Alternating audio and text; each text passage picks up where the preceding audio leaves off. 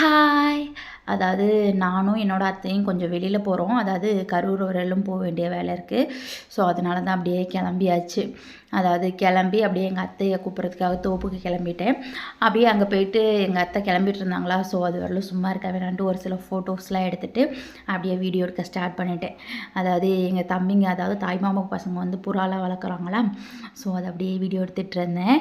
So இங்கே பாருங்கள், அவங்க அப்படியே பயத்தில் போய் ஓரமாக ஒண்டிக்கிட்டாங்க. அப்புறமேட்டுக்கு எங்களோட மாங்காய்லாம் பார்த்துட்டிங்கன்னா நல்லா வளர்ந்துருச்சு.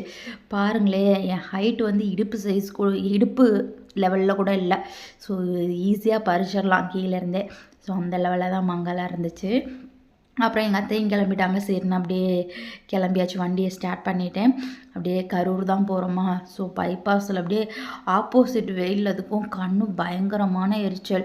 ஸோ அப்படியே எப்படியோ ஃபைனலாக கடைக்கு போயாச்சு. அதாவது சின்னாலப்பட்டி கடைன்னு ஒரு கடை இருக்கும் கரூரில். இந்த கடையில் தான் எங்கள் அத்தை ரெகுலராக எதாக இருந்தாலும் பர்ச்சேஸ் பண்ணுவாங்களா, ஸோ அதனால் இந்த கடைக்கு தான் வந்திருக்கோம். அதாவது இந்த தடவை என்ன வாங்க போகிறாங்கன்னா, டிவி தான் வாங்க போகிறாங்க. அதாவது எல்ஜியில் வந்து 42 இன்ச்சி தான் வந்து ஃபைனல் பண்ணினோம். அப்புறம் ஃபைனல் பண்ணிவிட்டு இது வந்து மறுநாள் காலையில் வந்து வீட்டிலே வந்து டெலிவரி கொடுத்துருவாங்க. நாங்கள் ஈவினிங் தான் போயிருந்தோமா, ஸோ அதனால் மறுநாள் வரும்னு சொல்லிட்டாங்க.